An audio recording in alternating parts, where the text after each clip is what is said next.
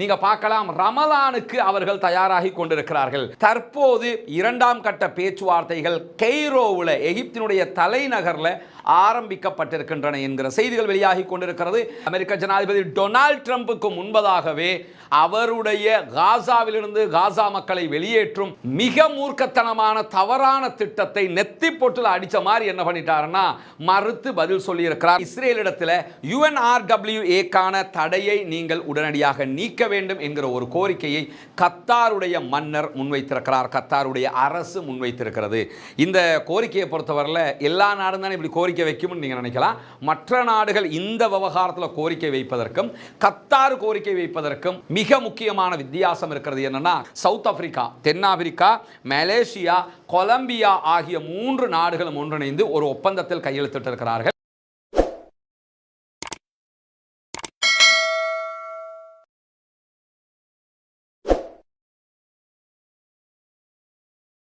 அஸ்ஸலாமு அலைக்கும் வரஹ்மத்துல்லாஹி வபரகாத்துஹு. அன்பிற்கினிய சகோதர சகோதரிகளே, நம் அனைவர் மீதும் ஏக இறைவனுடைய அமைதியும் கருணையும் உண்டாகட்டுமாக என்கிற உயரிய பிரார்த்தனைகளோடு காசாவிலே சீஸ்ஃபயர் யுத்த நிறுத்தம் ஏற்பட்டு இன்றைக்கு சரியாக 41 நாட்கள் ஆகிறது. யுத்தம் ஆரம்பிக்கப்பட்டு 511 நாட்களாக ஆகுகிற நேரத்தில் இன்றைய நாளோடு இரண்டாம் கட்ட சமாதான உடன்படிக்கை நடைமுறைக்கு வர வேண்டும். ஆனால் இன்றைக்கு அது ஆரம்பிக்கப்படவில்லை. இதுவரைக்கும் சமாதானமா இல்லையா என்கிற ஒரு கேள்வியோடு தான் காசாவினுடைய நிலை தொக்கி நின்று கொண்டிருக்கிறது. அதற்கான காரணம் என்னன்னு சொன்னா, ஏற்கனவே பேசப்பட்ட அடிப்படையில் 40 நாட்கள் முதல் கட்ட சமாதான உடன்படிக்கை நடைமுறையில் இருக்கும் போது இரண்டாவது வாரத்திலேயே கண்டிப்பாக இரண்டாம் கட்ட பேச்சுவார்த்தைகள் நடத்தப்பட்டிருக்க வேண்டும். ஆனால் இஸ்ரேலின் இழுத்தடிப்பு காரணமாக அந்த பேச்சுவார்த்தைகள் நடத்தப்படவில்லை. தற்போது இரண்டாம் கட்ட பேச்சுவார்த்தைகள் கெய்ரோவில் எகிப்தினுடைய தலைநகரில் ஆரம்பிக்கப்பட்டிருக்கின்றன என்கிற செய்திகள் வெளியாகி கொண்டிருக்கிறது. இந்த நேரத்தில் என்னவெல்லாம் நடக்கிறது காசாவில் என்பதுதான் மிக முக்கியமான செய்திகளாக மாறி இருக்கிறது. இப்படியான நேரத்தில் நமக்கெல்லாம் தெரியும், காசா விவகாரம் ரொம்பவே அதிகமாக யுத்த நிறுத்தத்திற்கு பிறகு சூடுபிடிப்பதற்கு காரணமாக அமைந்தது அமெரிக்க ஜனாதிபதி டொனால்ட் ட்ரம்பினுடைய காசாவிலிருந்து அனைத்து மக்களையும் எகிப்துக்கும் ஜோர்தானுக்கும் வெளியேற்றுவது என்கிற திட்டம். இந்த திட்டம் மிகப்பெரிய பரபரப்பை உண்டாக்கி இருக்கக்கூடிய நேரத்தில் பல நாட்டு தலைவர்களும் அமெரிக்க ஜனாதிபதி டொனால்ட் ட்ரம்போடு சந்திப்புகளை நடத்தி வருகிறார்கள். அந்த அடிப்படையில் பிரிட்டன் பிரதமரும் அமெரிக்க ஜனாதிபதி டொனால்ட் ட்ரம்பை சந்தித்து பேச்சுவார்த்தை நடத்தி இருக்கிறார். அந்த இருவரும் பேச்சுவார்த்தைகள் நடத்தியதற்கு பிறகு பத்திரிகையாளர் சந்திப்பிலே கலந்து கொண்டு பேசுகிற காட்சிகளை நீங்கள் பார்த்தீர்கள். இந்த நேரத்தில் நடைபெற்ற ஒரு முக்கியமான சம்பவம் என்னவென்று சொன்னால், இன்றைக்கு இருக்கக்கூடிய காசா பாலஸ்தீன பிரச்சனைக்கு அடிப்படையாக அமைந்ததே யாருன்னா பிரித்தானியா தான் என்பது நமக்கு தெரியும். இரண்டாவது வேர்ல்டு வாருக்கு பிறகு, இரண்டாம் உலக மகா யுத்தத்திற்கு பிறகு அவர்கள் செய்த ஒரு மிக நாசகார காரியம்தான் பாலஸ்தீனம் என்கிற நாட்டுக்குள் இஸ்ரேல் என்கிற ஒரு நாட்டை உருவாக்கியது மட்டுமல்லாமல் அதை தனிநாடாக மாற்றிவிட்டு பாலஸ்தீனத்தை நட்டாற்றிலே விட்டுவிட்டார்கள். இந்த நிலையில தற்போதைய பிரித்தானியாவினுடைய நிலை எப்படி இருக்கிறது, அவங்களுடைய ஸ்டாண்டு எப்படி இருக்கிறது என்பதை பொறுத்தவரையில் அவர்களுடைய நிலைப்பாடுகள் சற்று மாற்றமாகத்தான் இருக்கிறது. ஏன்னா கடைசியாக நடைபெற்ற தேர்தலில் ரிஷி சுனக் தோல்வி அடைந்ததற்கு பிறகு கெய்ட்ஸ்மர் இப்பொழுது இருக்கக்கூடிய இவர் பிரதமராக தேர்வு செய்யப்பட்டார். இவருடைய கொள்கை கோட்பாடு அரசமைப்பு ஆட்சிகளை பொறுத்தவரையில் இவர் முழுவதுமாக கம்யூனிச சிந்தனை கொண்டவர். கம்யூனிஸ்டுகளை பொறுத்தவரையில் எப்பொழுதுமே பாலஸ்தீனத்திற்கு ஆதரவாக இருக்கக்கூடியவர்கள். பிரித்தானியா எப்பொழுதுமே இஸ்ரேலுக்கு ஆதரவாக இருந்து வந்திருக்கிறது. ஆனால் கெய்ட்ஸ்மரும் அவருடைய கட்சிகளும் பாலஸ்தீனத்திற்கு ஆதரவாகத்தான் இருந்து வந்திருக்கிறார்கள். இப்போது இருக்கக்கூடிய பிரச்சனை என்னன்னு கேட்டா, கெய்ட்ஸ்மர் தற்போது பிரதமராக இருக்கக்கூடிய நேரத்தில் அவருடைய நிலைப்பாடு என்ன, அவருடைய நாட்டினுடைய நிலைப்பாடு என்ன என்பதுதான் மிகப்பெரிய கேள்வியாக எழுந்தது. அமெரிக்க ஜனாதிபதி டொனால்ட் ட்ரம்பை சந்தித்ததற்கு பிறகு நடைபெற்ற பத்திரிகையாளர் சந்திப்பிலேயே பத்திரிகையாளர் ஒருவர் பகிரங்கமாக கேள்வி எழுப்பினார். டொனால்ட் ட்ரம்பினுடைய காசாவில் இருக்கக்கூடிய மக்களை வெளியேற்றுவது தொடர்பான திட்டம் பற்றிய உங்களுடைய நிலைப்பாடு என்ன என்பதுதான் அந்த கேள்வி. இந்த கேள்வியை பொறுத்தவரையில் பூசி மொழுவி மக்களுக்கு என்ன சொல்றது, வேறு யாருக்கும் என்ன சொல்றது, ஊடகங்கள் கேட்டுட்டாங்களே சமாளிப்போமே, இந்த மாதிரியான எந்த விதமான சால்சாப்பு வார்த்தைகளையுமே கெய்ட்ஸ்மர் சொல்லவே இல்லை. வெளிப்படையாகவே கட் அண்ட் ரைட்டாக கிறிஸ்டல் கிளியராக அழகான ஒரு பதில் அவர் சொல்லிட்டார். என்ன பதில் சொல்லிட்டாருன்னா, பிரித்தானியாவினுடைய ஸ்டாண்டு தனி நாடு, இரட்டை நாடு என்பதுதான். பாலஸ்தீனம் ஒரு நாடாக இருக்க வேண்டும், இஸ்ரேல் ஒரு நாடாக இருக்க வேண்டும். இஸ்ரேல் ஆல்ரெடி ஒரு நாடாக இருக்கிறாங்க. எனவே பலஸ்தீனை தனி நாடாக அங்கீகரிக்க வேண்டும், அவர்களையும் தனி நாடாக நாம் ஏற்றுக்கொள்ள வேண்டும் என்பதுதான் பிரித்தானியாவினுடைய தெளிவான நிலைப்பாடு என்று சொல்லி தாங்கள் கொண்டிருக்கக்கூடிய நிலைப்பாட்டை சொன்னது மட்டுமல்லாமல் அமெரிக்க ஜனாதிபதி டொனால்ட் ட்ரம்புக்கு முன்பதாகவே அவருடைய காசாவிலிருந்து காசா மக்களை வெளியேற்றும் மிக மூர்க்கத்தனமான தவறான திட்டத்தை நெத்தி பொட்டுல அடிச்ச மாதிரி என்ன பண்ணிட்டாருன்னா மறுத்து பதில் சொல்லி இருக்கிறார். உண்மையிலேயே சர்வதேச அளவில் மிக பாராட்டப்பட வேண்டிய ஒரு பதிலாக இது மாறி நிற்கிறது. இன்றைக்கு இப்படியான ஒரு சம்பவம் நடைபெற்று முடிந்திருக்கக்கூடிய நேரத்தில் நமக்கெல்லாம் தெரியும், பல நாடுகளில் இன்றைக்கு ரமலானுடைய தலைப்பிறை தென்பட்டிருக்கிறது. இலங்கையில் தலைப்பிறை தென்படவில்லை. எனவே இலங்கையைச் சேர்ந்த மக்கள் நாளை சனிக்கிழமை மகரிபுக்கு பிறகுதான் ரமலானை அடைய இருக்கிறோம். நாளை இரவு தான் நம்ம நோன்பு பிடிக்க இருக்கிறோம். மற்ற சில நாடுகளில் தலைப்பிறை தென்பட்டிருப்பதான செய்திகள் வெளியாகி கொண்டிருக்கிறது. இந்த மாதிரியான நேரத்தில் காசாவினுடைய மக்களுடைய நிலை என்ன என்கிற ஒரு முக்கியமான கேள்வி இருக்கிறது. காசாவினுடைய மக்களை பொறுத்தவரையில் நீங்க பார்க்கலாம், ரமலானுக்கு அவர்கள் தயாராகி கொண்டிருக்கிறார்கள். யுத்த பூமி முழுவதும் அழிக்கப்பட்ட பூமி. அந்த பூமியில் இருக்கக்கூடிய மக்கள் எவ்வளவு மகிழ்ச்சியாக, சந்தோஷமாக, செழிப்பாக சந்தை ஒன்று உருவாக்கி அதில் அவங்க பொருட்களை வாங்கக்கூடிய காட்சிகளை இன்றைக்கு அல் ஜசீராவினுடைய கேமராக்கள் படம் பிடித்திருப்பது மட்டுமல்லாமல் இங்க நீங்க பார்க்கலாம், இந்த இடங்களை எல்லாம் இடித்து தரமட்டமாக்கப்பட்டிருக்கக்கூடிய இடங்களை எல்லாம் துப்புரவு பண்ணியிருக்கிறாங்க. துப்புரவு பண்ணி அந்த அஹ்லன் வசஹ்லன் என்று சொல்லி ரமலானை வரவேற்று எழுத்துக்களை எல்லாம் எழுதியிருக்கிறாங்க. இங்க நீங்க பார்க்கலாம், ரமலானை வரவேற்று எழுதி அந்த கொடிகளை எல்லாம் கட்டி அது மாதிரியான காரியங்களை எல்லாம் செய்து தங்களுடைய மகிழ்ச்சிகளை வெளிப்படுத்துகிறார்கள். காசாவினுடைய சந்தையில பழங்கள் விற்பனைக்கு வந்திருக்கிறது. உண்மையிலே ஆச்சரியமா இருக்குது. ஃப்ரெஷ்ஷான ஆப்பிள் இருக்குது, கிரீன் ஆப்பிள் இருக்குது, அதே போன்று ரெட் ஆப்பிள் இருக்குது, மற்ற பழங்கள் எல்லாமே இருக்கக்கூடிய காட்சிகளை நீங்க பார்க்க முடியும். அதே நேரத்தில் காசாவில் இருக்கக்கூடிய சிவில் படை பிரிவினர் செய்யக்கூடிய வேலைகளை நீங்க பார்க்கலாம். ரமலானுக்கு முன்பதாக மெயின் ரோடு எல்லாமே துப்புரவு செய்து மக்களுக்கான வசதி வாய்ப்புகளை ஏற்படுத்தி கொடுக்கக்கூடிய வேலைகளில், கன்ஸ்ட்ரக்ஷன் வேலைகளில் ஈடுபட்டிருக்கிறாங்க. முழுவதுமாக பாதைகள் உருவாக்கப்படுகிறது, பாதைகள் தயார் செய்யப்படுகிறது. காசா ரமலானுக்கு தயாராகிவிட்டது. அல்ஹம்துலில்லாஹ். இந்த மாதிரியான நேரத்தில் நேற்றைய தினம் நம்ம சொன்னதை போல புனிதமிக்க மஸ்ஜிதுல் அக்ஸாவுக்கு நுழைவதற்கு ஆண்களாக இருந்தால் 55 வயதுக்கு மேற்பட்டவர்களாக இருக்க வேண்டும், பெண்களாக இருந்தால் 50 வயதுக்கு மேற்பட்டவர்களாக இருக்க வேண்டும் என்கிற ஒரு அராஜக சட்டத்தை இன்றைக்கு இஸ்ரேல் விதித்திருக்கிறது.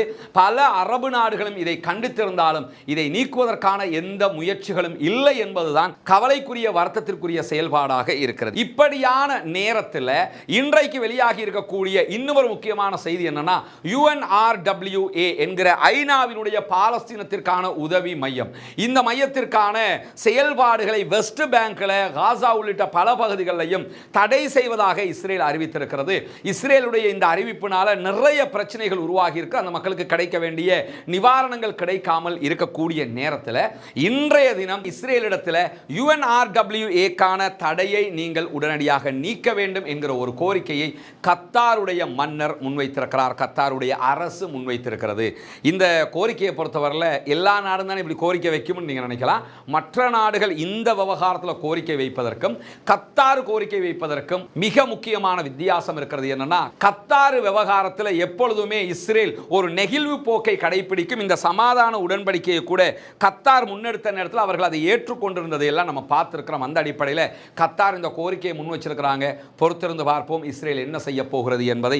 ஏற்றுக்கொண்டால் மிக மகிழ்ச்சிக்குரிய காரியமாக அது மாறிவிடும். அஸ்ஸலாமு அலைக்கும் வரஹ்மத்துல்லாஹி வபரகாத்துஹு. அன்பிற்கினிய சகோதர சகோதரிகளே, தொடர்ந்தும் நம்முடைய வீடியோக்களை பார்த்து வரக்கூடிய நண்பர்கள், தாய்மார்கள் அத்தனை பேருக்கும் தெரிந்த ஒரு விவகாரம் தான், நாம் மக்களுக்கு தேவையான கருத்துக்களை கொண்டு சேர்ப்பதோடு மாத்திரம் நின்று விடாமல் சமூகத்திற்கு தேவையான பணிகளையும் தொடர்ந்து செய்து வருகிறோம். அந்த அடிப்படையில் ஒவ்வொரு ஆண்டும் பாடசாலைகள் ஆரம்பிக்கிற போது பாடசாலை மாணவர்களுக்கான பாடசாலை உபகரணங்களை நாடு முழுவதும் கொண்டு சேர்க்கிற பணியை மேற்கொண்டு வருகிறோம். அதே போன்று வெள்ளம் போன்ற அனர்த்தங்கள் ஏற்படுகிற போதும் அவர்களுக்கு தேவையான உதவிகளை ஓடோடி சென்று செய்து வருவதையும் நீங்கள் அறிகிற அதே நேரம் எந்த ஒரு மக்கள் தொந்தரவுகள் ஏற்பட்டாலும் அவர்களுக்கு தேவையான உதவிகளை செய்து வருகிறோம். இவை அத்தனையும் நீங்கள் தருகிற சதகா தான தர்மங்களை கொண்டுதான் செய்து வருகிறோம். எனவே இந்த புனிதமிக்க ரமலானுடைய மாதத்திலே நோன்பாளிகளாக இருக்கக்கூடிய ஏழை மக்களுக்கான நோன்பு பிடிப்பதற்கான நோன்பு திறப்பதற்கான ஏற்பாடுகளை செய்வதற்காக உங்களை நாடி நிற்கிறோம்.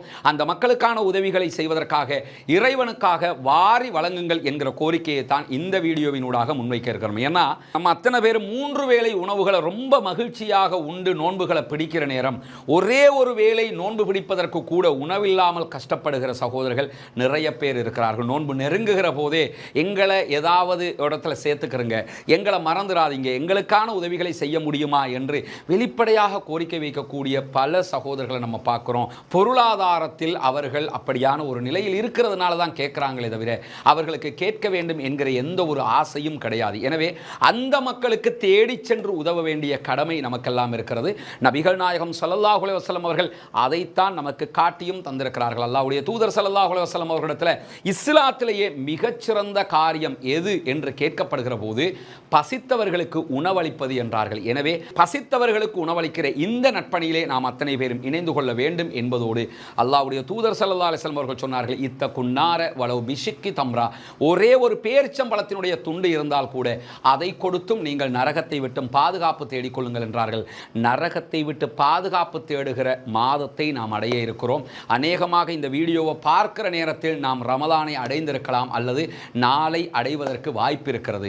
இந்த ரமலானுடைய மாதத்திலே ஏழை எளிய மக்களுக்கு உதவி செய்து நாளை மறுமையிலே சொர்க்கத்தை அடைகிற அந்த நட்பணியில் கைகோர்ப்போமாக, இணைவோம், ஒன்றாக இணைவோம், அந்த மக்களுக்காக உழைப்போம். நாளை மறுமையிலே கண்டிப்பாக நமக்குரிய ஈடற்றத்தை பெற்றுக்கொள்வோம் என்கிற அடிப்படையில் தான் இந்த வீடியோவினூடாக உங்களை நாம் தொடர்பு கொண்டிருக்கிறோம். எனவே இந்த நட்பணிக்கு உதவ விரும்புகிற சகோதரர்கள் உங்களுடைய சதகா மற்றும் தான தர்மங்களை முன்னால் தெரிகிற நம்முடைய வங்கி கணக்கிழக்கத்திற்கு தாராளமாக வாரி வழங்குங்கள். முன்னால் தெரிகிற நம்முடைய பேங்க் அக்கவுண்ட்டுக்கு உங்களால் முடிந்த உதவிகளை நீங்கள் வழங்கியதற்கு பிறகு அதனுடைய பற்றுச்சீட்டை முன்னால் தெரிகிற என்னுடைய வாட்ஸ்அப் இலக்கத்திற்கு அனுப்பி உதவுங்கள். வல்ல ரஹ்மான் நம் அத்தனை பேரையும் நல்ல பணிகளில் ஒன்றிணைப்பானாக, நாளை மறுமையிலே வெற்றி பெறச் செய்வானாக.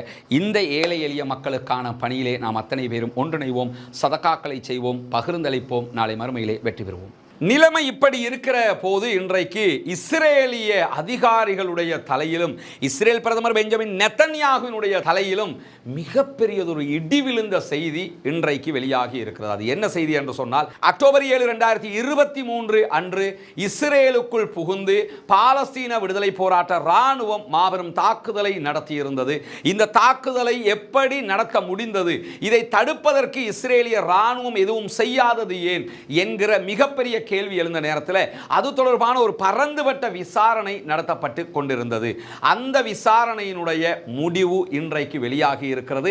அந்த முடிவு சொல்லக்கூடிய முதன்மை சாராம்சம் என்னவென்று சொன்னால், இஸ்ரேல் ராணுவம் டோட்டலி ஃபெயிலாக போயிட்டாங்க. இஸ்ரேல் ராணுவம் எந்த இடத்திலும் இதை தடுப்பதற்கு முடியாமல் போய்விட்டது.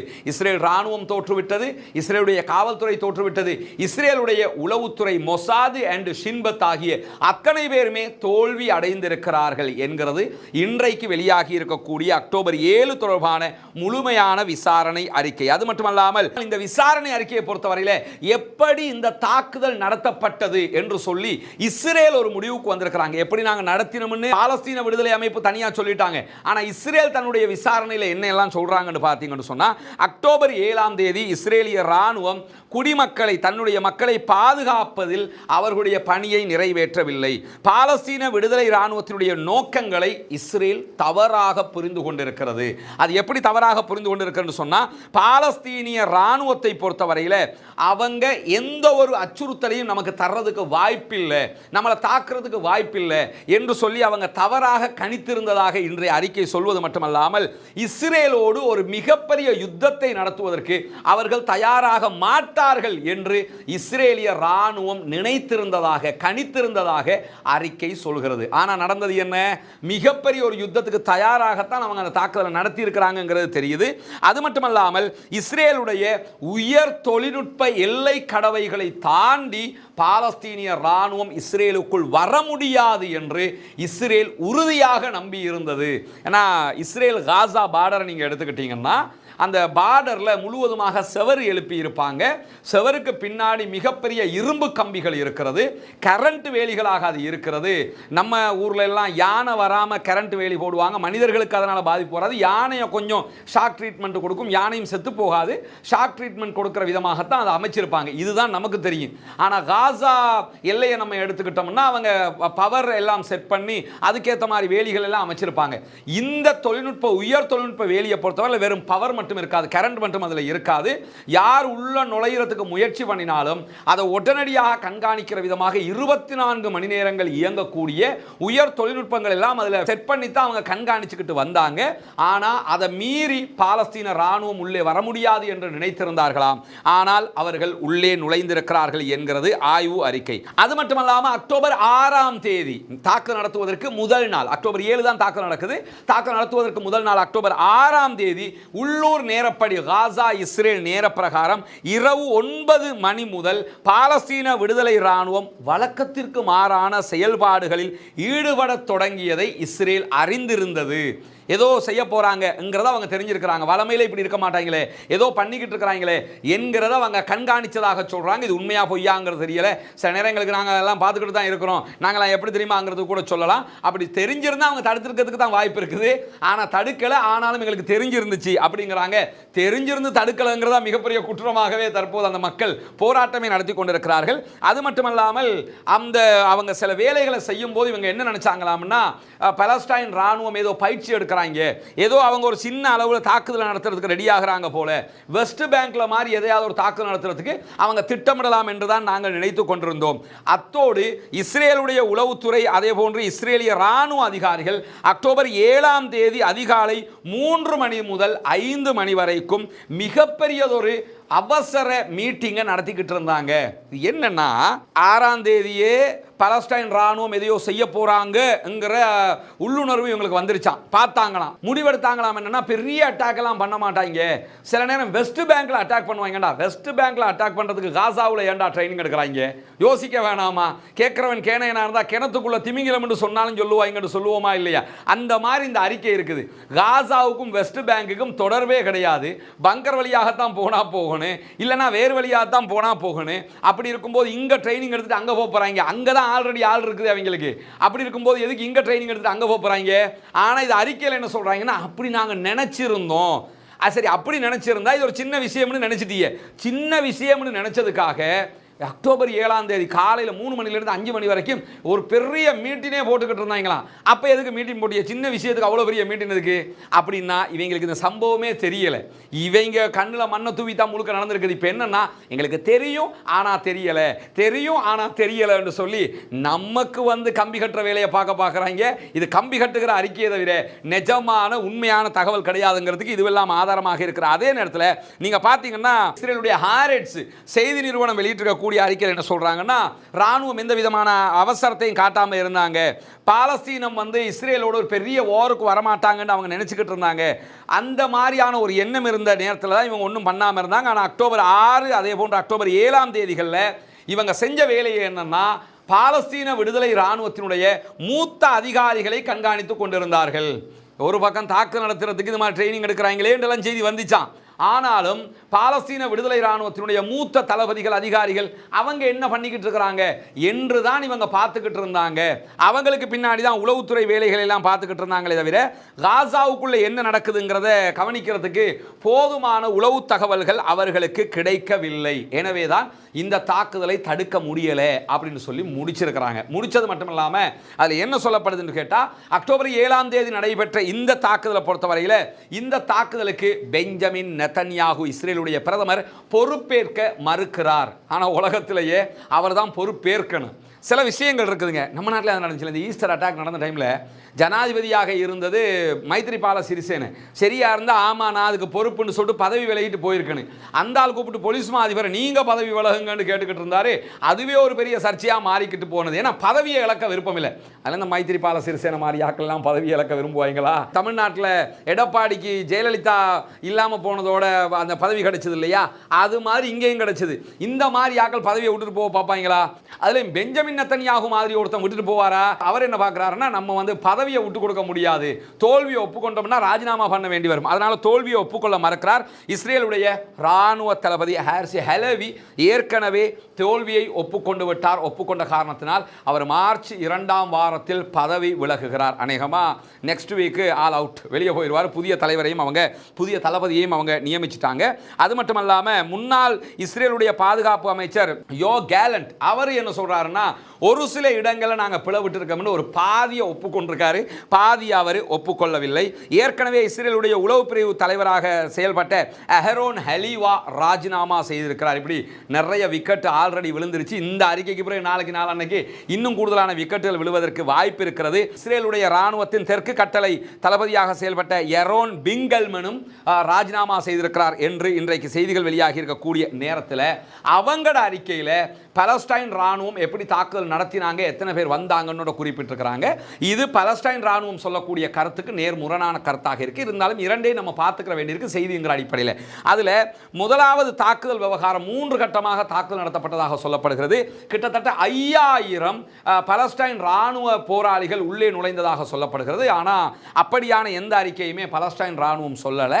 வெறுமனே நூற்றுக்கணக்கானவங்க தான் உள்ளே போனதாக சொல்லியிருக்கிறாங்க. அந்த காட்சிகளை ஆரம்பத்தில் நீங்கள் பார்த்தாலே அப்படி 5000 பேர் போய் 150 பேர் இல்லை தூக்கிக்கிட்டு வருவாங்க, 200 பேர் இல்லை தூக்கிக்கிட்டு வர 5000 பேர் போயிருந்தால் அந்த நீ இசை நிகழ்ச்சியில் கலந்து கொண்டிருந்த ஒரு 1000 பேரையாவது பிடிச்சிட்டு வந்திருப்பாங்க. ஆனால் அப்படி பிடிச்சிட்டு வரல. அதுலேருந்து என்ன தெரியுதுன்னா ஒரு குறைவான ஆக்கள் போயிருக்காங்கன்னு அவங்க சொல்கிறாங்க.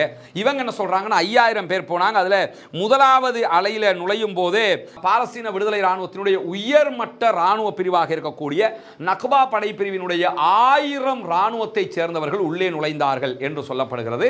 இது நீங்கள் ஹிஸ்புல்லாக்கள் எடுத்துக்கிட்டீங்கன்னா ரத்வான் படைப்பிரிவு தான் அவங்களோட உச்சகட்ட படைப்பிரிவாக இருக்குது.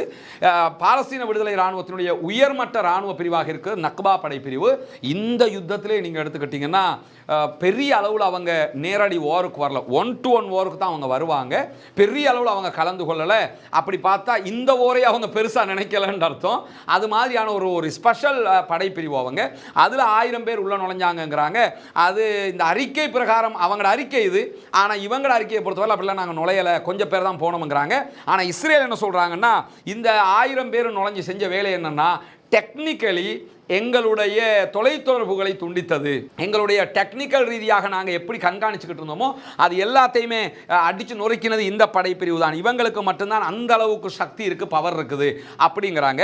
2வது அலையாக உள்ளே நுழைஞ்ச செகண்ட் வேவ் எப்படி நுழைகிறாங்கன்னு சொன்னால் 2000 பேரை கொண்ட ஒரு படைப்பிரிவு நுழைந்ததாக சொல்லப்படுகிறது. இதுவும் மேலதிகமாக சொல்லப்படக்கூடிய ஒரு தகவல்.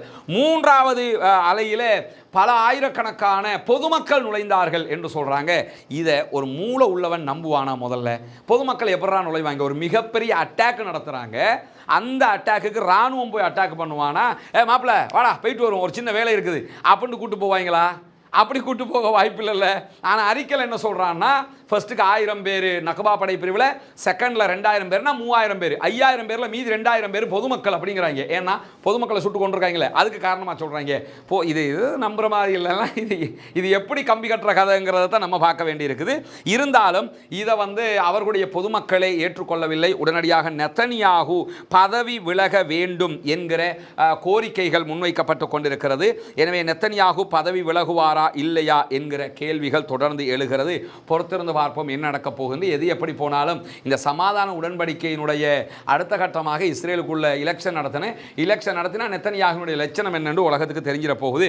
இப்படியான இடத்துல கான் யூனிஸ் பகுதிகளில் இன்றைக்கும் இஸ்ரேலிய ஆக்கிரமிப்பு இராணுவத்தினுடைய வெஹிக்கிள்ஸ் தாக்குதல் நடத்தி இருக்கிறாங்க என்கிற செய்திகள் வெளியாகி இருக்கு. ஆனால் யாருமே கொல்லப்படவில்லை. அல்லாஹ்வினுடைய உதவியால் அந்த ஒரு வாய்ப்பு அல்ஹம்துலில்லாஹ் அல்லாஹ் காப்பாற்றி விட்டான். இதே நேரத்தில் 2ஆம் கட்ட பேச்சுவார்த்தைகள் ஆரம்பிக்கப்பட்டால் கான் யூனிஸினுடைய எல்லையில் இருந்தும் இஸ்ரேல் ஃபோர்ஸஸ் வெளியாகிடணும் என்கிற ஒரு நிபந்தனை இருக்கிறது. பொறுத்திருந்து பார்ப்போம் என்னவெல்லாம் நடக்கப் போகிறது என்பதை. இந்த மாதிரியான ஒரு நேரத்தில் தான் இன்றைக்கு இன்னும் ஒரு முக்கியமான செய்தியும் வெளியாகி இருக்கிறது. அது என்ன முக்கியமான செய்தி என்று சொன்னால், சவுத் ஆப்பிரிக்கா, தென்னாப்பிரிக்கா, மலேசியா, கொலம்பியா ஆகிய 3 நாடுகளும் ஒன்றிணைந்து ஒரு ஒப்பந்தத்தில் கையெழுத்திட்டிருக்கிறார்கள். இந்த ஒப்பந்தத்தை பொறுத்தவரையில் சவுத் ஆப்பிரிக்காவினுடைய ஜனாதிபதி சிறில் ராமபோசா அவர்களும், மலேசிய பிரதமர் அன்வர் இப்ராஹிம் அவர்களும், கொலம்பிய ஜனாதிபதி குஸ்டாவோ பெட்ரோ அவர்களும் இணைந்துதான் இந்த ஒப்பந்தத்தில் கையெழுத்திட்டிருக்கிறார்கள். இது என்ன ஒப்பந்தம் என்று சொன்னால், இஸ்ரேலுக்கு ஆயுதங்களை ஏற்றுக்கொண்டு செல்லக்கூடிய எந்த கப்பல்களும் எங்களுடைய துறைமுகங்களை தாண்டி செல்லக்கூடாது. கொலம்பியா, சவுத் ஆப்பிரிக்கா, மலேசியா ஆகிய துறைமுகங்களை தாண்டி எங்களுடைய கடல் எல்லையை பயன்படுத்தி செல்வதற்கு தடை விதிக்கப்படுகிறது என்கிற அறிவிப்பு வெளியாக இருக்கிறது. எனவே இந்த நாடுகள் ஊடாக இஸ்ரேல் இனிமேல் ஆயுதங்களை இறக்குமதி செய்ய முடியாது, ஆயுத கப்பல்களை கொண்டு வர முடியாது. இந்த தடையில் நாங்கள் உறுதியாக இருப்போம் என்று இன்றைக்கு சவுத் ஆப்பிரிக்கா ஜனாதிபதி சிறில் ராமபோசா அவங்க சொல்றாங்க. கூடுதலாக என்ன சொல்றாங்கன்னா, மனிதாபிமானத்திற்கு மாத்திரம்தான் சவுத் ஆப்பிரிக்கா தலை சாய்க்குமே தவிர எக்காரணம் கொண்டும் ஆயுதங்களுக்கு தலை சாய்க்காது. நாங்கள் மனிதநேயத்தை விரும்பக்கூடியவர்கள் என்று சொல்லியிருக்கிறார். நம்ம ஏற்கனவே பல முறை சொன்ன ஒரு விஷயம்தான், சவுத் ஆப்பிரிக்கா சுதந்திரம் கிடைக்கிற நேரத்தில் சவுத் ஆப்பிரிக்காவினுடைய சுதந்திர போராட்ட தியாகியும் அந்த நாட்டினுடைய தேச தந்தையுமாக மதிக்கப்படக்கூடிய நெல்சன் மண்டேலா அவர்கள் ஆற்றிய உரை, புல்லரிக்கிற ஒரு உரை யூடியூப்ல எல்லாம் இருக்குது, எடுத்து பாருங்க. அதில் அவர் இறுதியாக என்ன சொல்லி முடிப்பார்னா, மக்களுக்கு பேசும்போது, மக்களே இன்றைக்கு சவுத் ஆப்பிரிக்காவுக்கு சுதந்திரம் கிடைத்து விட்டது என்று நீங்கள் எல்லாம் நினைக்கிறீர்கள். இது உண்மையான சுதந்திரம் கிடையாது. நம்ம நாடு எப்போ உண்மையான சுதந்திரத்தை அனுபவிக்கும் என்று சொன்னால், பாலஸ்தீனம் தனி நாடாக என்றைக்கு மாறுகிறதோ அன்றைக்குத்தான் சவுத் ஆப்பிரிக்கா தனியான சுதந்திரம் பெற்ற நாடாக மிளிரும் என்று சொல்லியிருந்தார். அந்த ஒரு வார்த்தை தான் இந்த நிமிடம் வரைக்கும் சவுத் ஆப்பிரிக்காவினுடைய அரசாங்கம் ஐசிசியில் முதலாக வழக்கு தொடுத்தவங்க அவங்க தான். இஸ்ரேலுக்கு எதிராக அரபு நாடுகளே பின்வாங்கிய நேரத்தில் இன்டர்நேஷனல் கிரிமினல் கோர்ட்டில் போய் வழக்கு போட்டது மட்டுமில்லாமல் வழக்கில் ஜெயிச்சு இருக்கிறாங்க. பெஞ்சமின் நெத்தன்யாகு, அவருடைய முன்னாள் பாதுகாப்பு அமைச்சர் யோ கேலண்ட் ஆகியோருக்கு அரெஸ்ட் வாரண்ட் கொடுக்கப்பட்டிருக்கிறது. வெளிநாடுகளுக்கு போகும்போது இந்த கைது செய்ய தகுதியான நாடுகளை விட்டு வேற ரூட்ல தான் அவங்க பயணிக்கிற ஒரு நிலைமையெல்லாம் நம்ம பார்க்குறோம். இப்படி மனிதநேயத்துக்காக நிற்கக்கூடியவர். கொலம்பியாவும் பலஸ்டைனை தனி நாடாக அங்கீகரிச்சிருக்கக்கூடிய ஒரு நாடாக இருக்கிறாங்க. மலேசிய பிரதமர் அன்வர் இப்ராஹிமை பொறுத்தவரையில் நம்ம அதை சொல்லவே வேண்டியதில்லை. மிக மிக பாலஸ்தீன விஷயத்தில் துணிவாக நிற்கக்கூடிய ஒருவர், இந்த டபுள் கேம் ஆடுகிற ஒருவரும் கிடையாது. ஏன்னா டர்க்கியினுடைய அதிபர் அர்துகானை பொறுத்தவரையில் அவரை முழுமையாக நம்ம நம்ப முடியாது. 2 பக்கமும் நிற்பார். ஒரு பக்கம் இஸ்ரேலுக்கு தலையை காட்டிக்கிட்டு இந்த பக்கம் காசாவுக்கு வாழை காட்டுகிற மாதிரியான வேலைகளையும் அவர் செய்வார். ஆனால் அன்வர் இப்ராஹிம்கிட்ட அந்த மாதிரியான நடவடிக்கைகள் நீங்கள் பார்க்க முடியாது. உண்மையிலே அன்வர் இப்ராஹிம் ஆட்சிக்கு வருகிற நேரத்தில் அந்த ஆட்சி பீடம் எப்படி இருக்கும் என்கிற கேள்வி எல்லாம் இருந்தது. மகாதீர் முகம்மது போன்ற மாபெரும் தலைவர்கள் இருந்து உருவாக்கி மலேசியா எப்படி இவருடைய பங்கு இருக்க போகிறது, இவர் காசாவுக்கு என்ன பங்களிப்பை செய்ய போகிறார் என்கிற கேள்விகள் எல்லாம் எழுந்த நேரத்தில் காசா நான் என்று சொல்லி காசாவுக்கு உதவியாக மாத்திரம் நிற்கவில்லை, பாலஸ்தீன விடுதலை இராணுவத்தை என்றைக்கும் நான் ஏற்றுக்கொள்கிறேன், அங்கீகரிக்கிறேன் என்பதை நெஞ்சை நிமிர்த்தி தைரியமாக ஜெர்மன் வரைக்கும் போய் சொல்லிவிட்டு வந்தவர் தான் மலேசியாவினுடைய தற்போதைய பிரதமர் அன்வர் இப்ராஹிம் அவர்கள். அல்லாஹ்விற்கு அருள் புரியட்டும். மலேசிய மக்கள் தேர்வு செய்த தலைவர், இந்த விவகாரத்தில் சிறப்பான ஒரு தலைவர் என்பதை நம்ம அறிய முடியுது. உள்நாட்டுக்குள்ள இருக்கக்கூடிய அரசியல் விவகாரத்தில் அவர் எப்படிங்கிறது நமக்கு தெரியல. ஆனால் காசா மக்களுக்கான அவருடைய வகிபாகம், அவருடைய செயல்பாடுகள் மிக மிக பாராட்டுக்குரிய. அல்லாஹ்விற்கு அருள் புரிய வேண்டும் என்கிற பிரார்த்தனைகளோடு பாலஸ்தீனம் வெற்றி பெறட்டும், பாலஸ்தீனம் சுதந்திரம் அடையட்டும். பாலஸ்தீன மக்களுக்காக தினம்தோறும் பிரார்த்திக்க மறந்து விடாதீர்கள். புனிதமிக்க ரமலானுடைய மாதத்திலே நம்முடைய தொப்புள் கொடி உறவுகளாக இருக்கக்கூடிய பாலஸ்தீன சகோதரர்களுக்காக தினமும் பிரார்த்தனையில் ஈடுபடுங்கள் சகோதரர்களே என்கிற கோரிக்கைகளோடு பாலஸ்தீன மக்களுக்காக ஜனநாயக ரீதியாகவும் குரல் போமாக வாகிறது. அல்ஹம்துலில்லாஹி ரப்பில் ஆலமீன்.